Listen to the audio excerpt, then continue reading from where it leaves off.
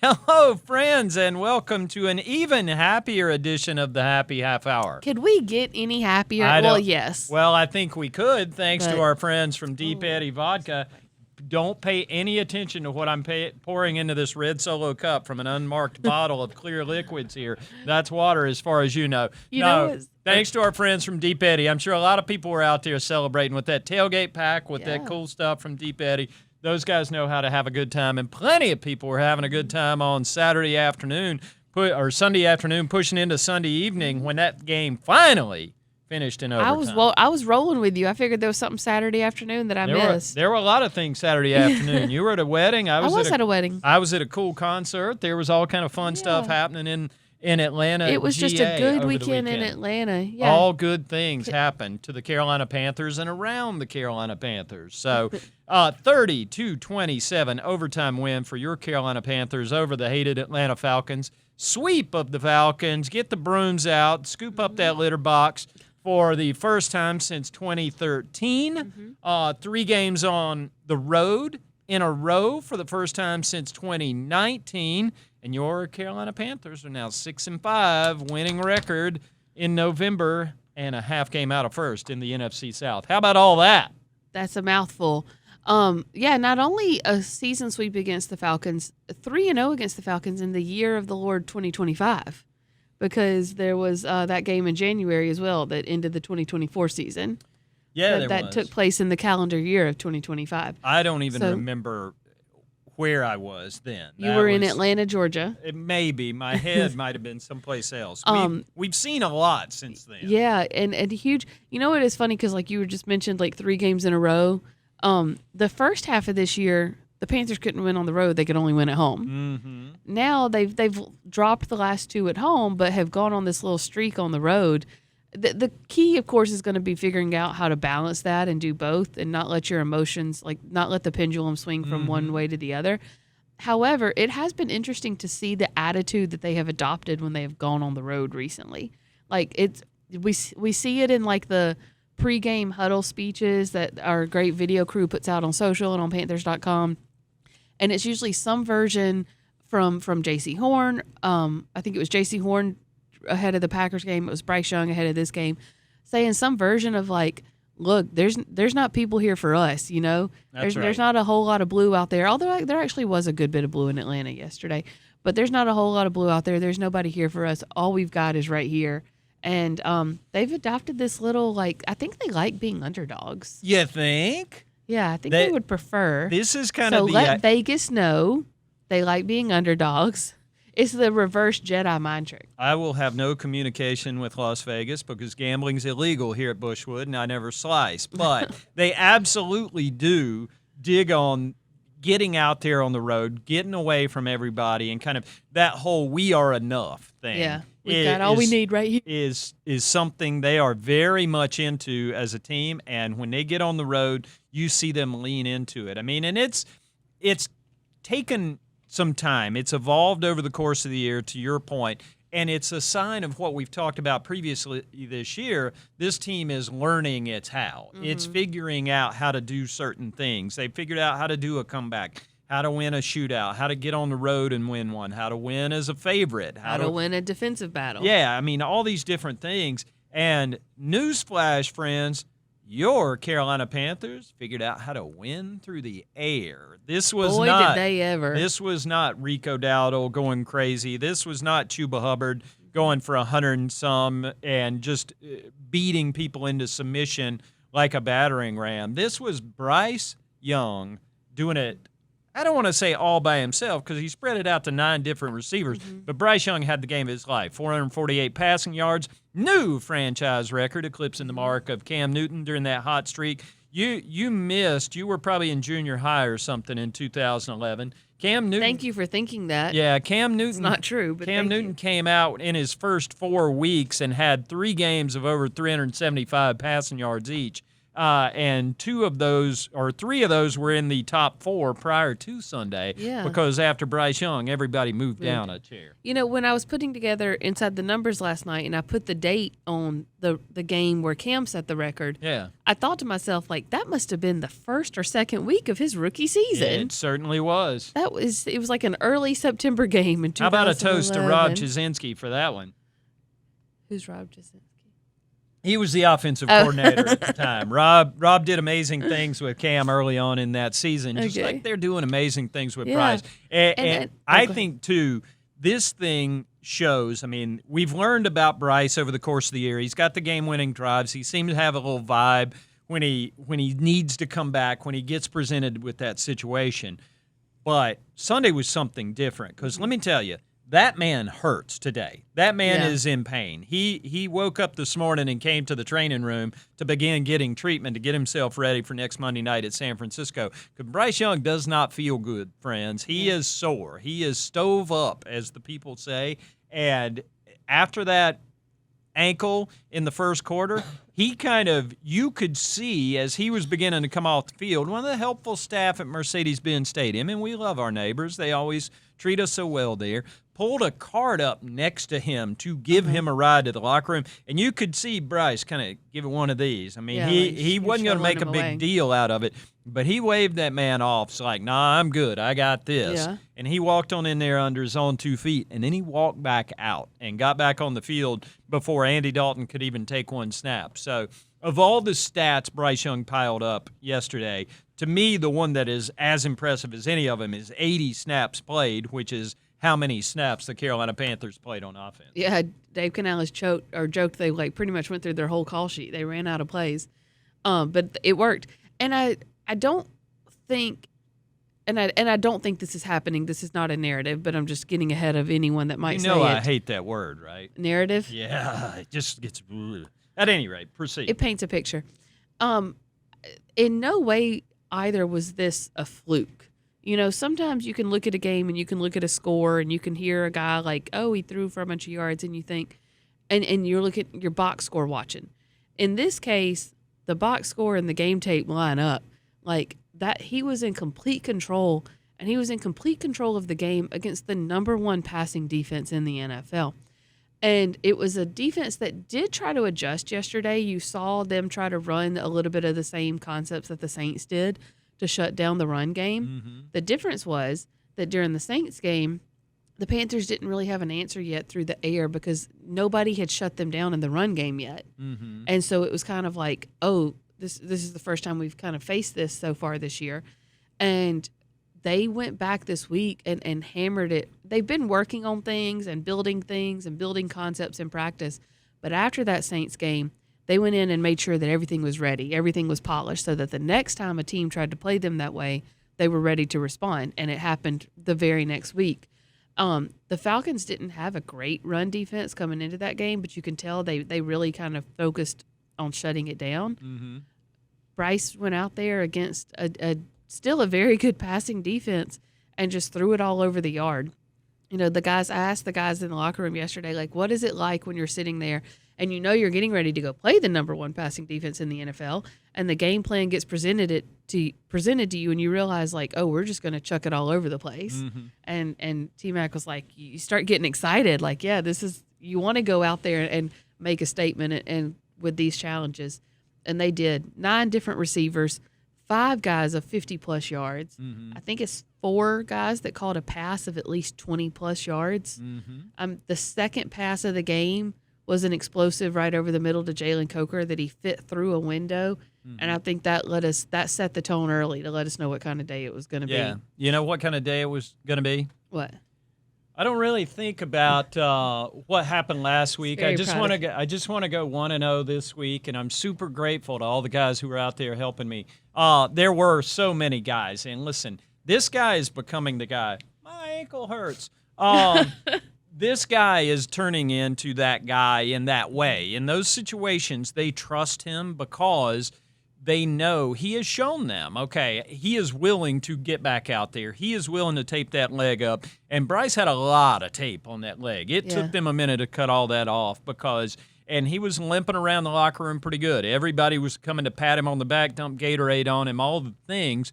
But Bryce was still able to enjoy it a little bit and do the dance after they dumped the Gatorade on him. He kind of hit the dab after breaking Cam Newton's record, and that was cool.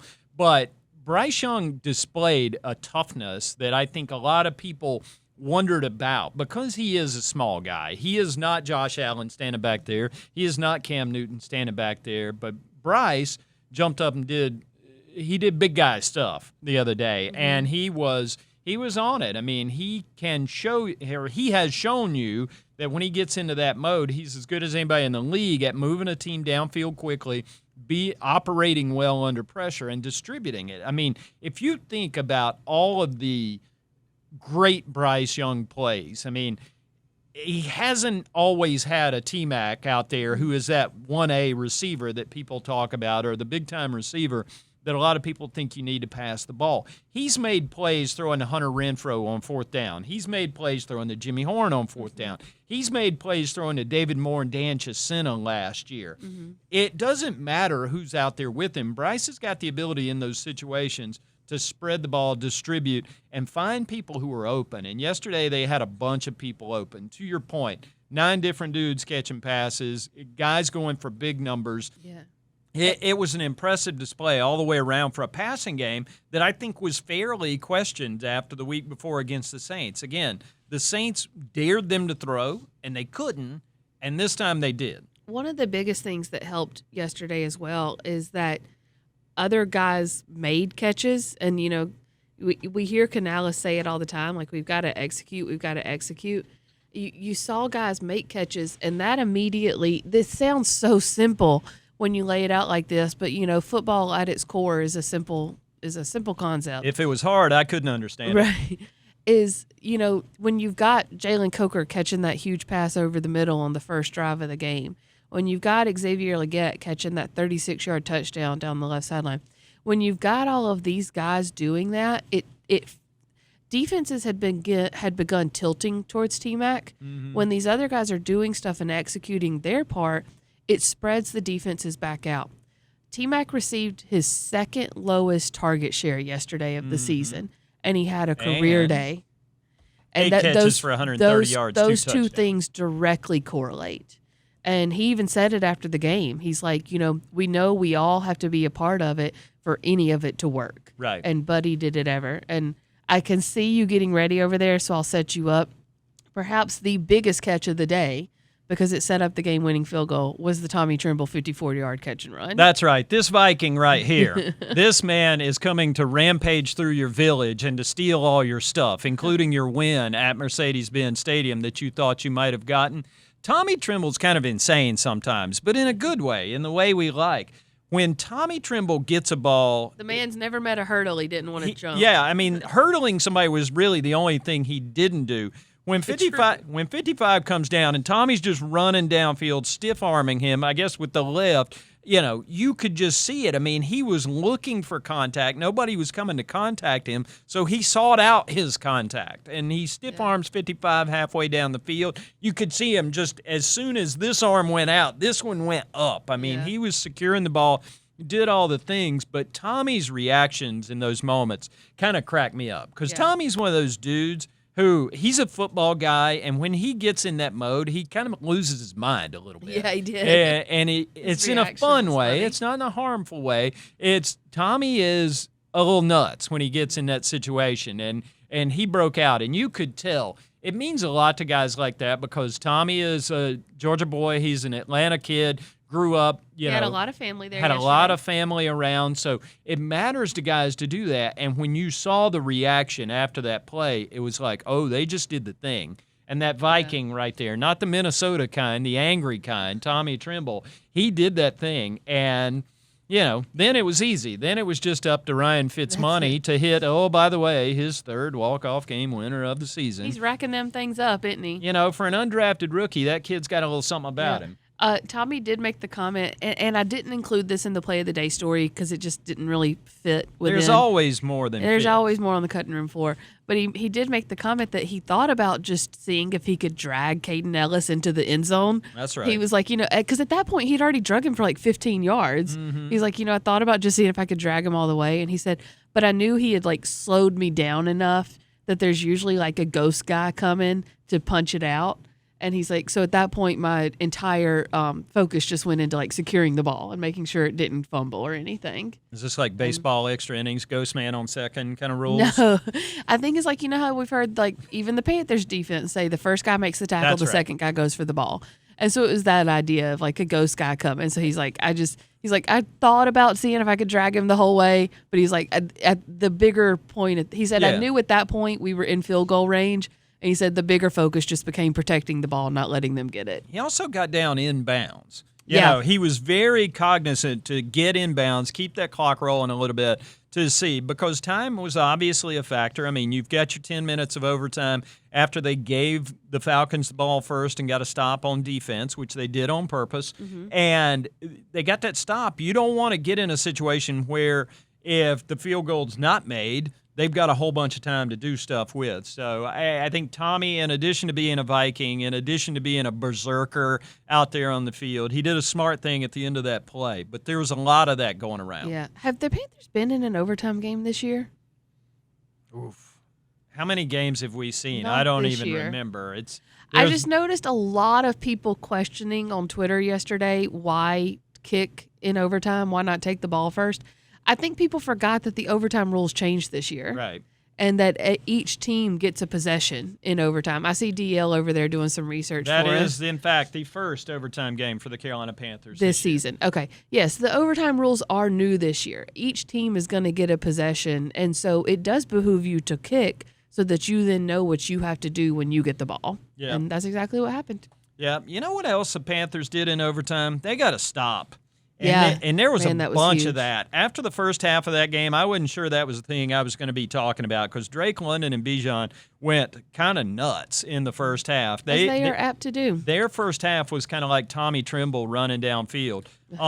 But in the second half, that did not happen. They had a combined 16 yards between them in the second half after having about a combined 200 in the first half. The Atlanta Falcons had 91 yards and 6 points after halftime. The Carolina Panthers put the clamps on a team that had been running up and down the field. I mean, it's 21-7 before they stole that late field goal into the first half, and it was on the verge of being a runaway.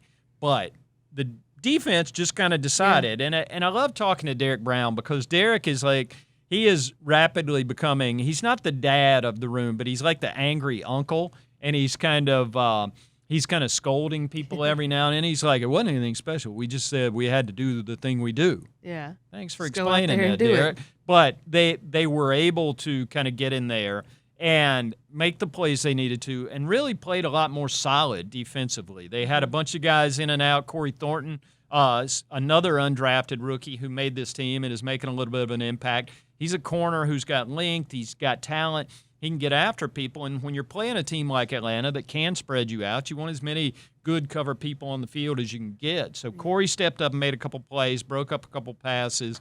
Claude and Cherla stepped in. Claude is one of our favorites. He is primarily a special teams player, but he's jumped in and finished games for Trevin Wallace lately, started that one the other day. And in the first half, there were a couple of hiccups, and Dave kind of alluded to it today. You know, there were a couple hiccups. There were some runs that leaked out. But in the second half, everything tightened up. And when you can take a really good Atlanta Falcons offense, it doesn't matter who's in. I mean, I know their quarterback, Michael Penix, is headed to injured reserve. That knee injury that knocked him out of the game is going to cost him at least the next 4 and maybe more. We'll see how it is for him. Hope he's well. But Drake London was in and out afterward in the second half too. But they put the clamps on those dudes. And being able to play that kind of, you hear the cliche all the time, that complimentary football. When the defense is giving you the ball back, when your quarterback's dealing and doing something with it, all good things. And speaking of complimentary football, I just have to give a shout out. One of the reasons they were able to put the clamps on them in the second half is because of the special teams play at the beginning of the second half. Or Panthers come out, get the ball in the first and the second half. go down, score that touchdown with Xavier Legette. Fell on the 2-point conversion. So it's a 5-point game instead of a 3-point game. And then the Falcons on the kickoff return fumble, or they don't fumble it. Bam Martin Scott forces a fumble. Bam forces the fumble. Princely Umanmielen picks it up. And that kept the ball out of the Falcons' hands. Offense wasn't able to do anything with it, something Canales apologized for and kind of took the blame for today. There was some timing issues. He said he should have taken a timeout before the 4th down, and credited Bryce for still getting a play off that looked like it could have worked. Caden Ellis just made a heck of a defensive play. Anyways, they were so deep in Atlanta territory that when the Falcons did get the ball back, they still had to punt. And on the ensuing drive, the Panthers get a field goal. So in a way, if you want to think about it, forcing that fumble, recovering it, even though they weren't able to score right off of it, that ended up still being a 9-point swing in that game right out of the second half, because you're keeping the ball out of the Falcons' hands, and on that first drive, you're keeping them deep in their own territory on their second chance. That ended up being huge, and it kind of got overlooked just because of how everything else that happened in the game, but that was a big play. Yeah, and so many big plays. Yesterday was one of those games where there was so much stuff happening. When you and I are talking after the game and start divvying up who's going to write what, it's like the list is longer than we got time to write. Yeah, we just kept adding to it. So it just spilled over into Monday morning. Yeah. So check out Panthers.com for all that kind of stuff, and keep scrolling. Hit that news tab and go to the news archive if you need to, because it keeps coming, and it's just there's so much cool stuff. I even loved our boy Fitzmoney, the rookie kicker, Ryan Fitzgerald. That was not his first winner in Mercedes-Benz Stadium. He has kicked there twice earlier in high school. He won a game, lost a state championship game his senior year in high school when he was growing up and going to Colquitt County High, but this one was a little bit better. Did he not ever play there with FSU? Did he not play like a Chick-fil-A kickoff game? I don't know. Oh, okay. I don't follow college football. The journalism only extended to high school. That's right. I mean, he's a kid, local kid, played in high school there, and that was a big deal. But Fitz was money. So many people were. My guy Tommy Trimble out here running around going crazy. Bryce, of course, everybody on defense. It was just that kind of game. Dave Canales has been saying Jalen Coker's going to have a big game, and he did. He had 4 catches, 52 yards. He had another play that ended up being a huge game-changing play, the 2-point conversion in the fourth quarter right there with a minute left. Mm-hmm. That made it a field goal game, where if Atlanta kicked a field goal, all that was going to do was tie it, and then you get a chance in overtime. That play was huge. Yeah, and you know what it sets up, friends? It sets up meaningful football in late November and heading into December. Your Carolina Panthers, over there on that chart, I mean, listen, when they put it on TV, they don't have cool Deep Eddy logos like we do under the Happy Half Hour, but what they got's that section over on the right that says, In the Hunt. In the Hunt.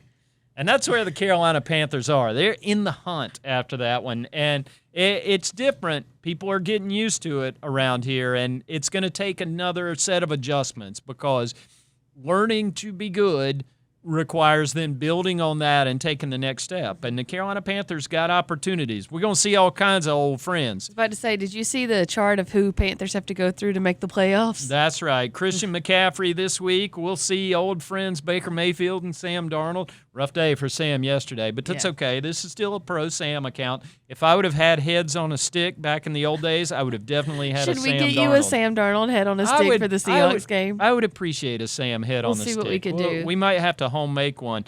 But, all good things. You mentioned a wedding. Yeah. We should have special shout-out for the bride and groom. Yes, congratulations to Sam and Jordan. My cousin Samantha got married on Saturday. It was in downtown Atlanta. I really appreciate her and Roger Goodell working that out for me. That was really appreciated. But it was a beautiful wedding. Sam and Jordan were great. They pulled off a good party. It was a lot of fun. It was so much fun to see my entire family there, to all be together. And yes, very, very happy for Sam and Jordan. They left today on their honeymoon. So safe travels, and hope they have a grand old time. I can't wait to see them Mazel come back. tov to the Sam and Jordans. It's all good things. We were talking early on. I did go to a concert Saturday night.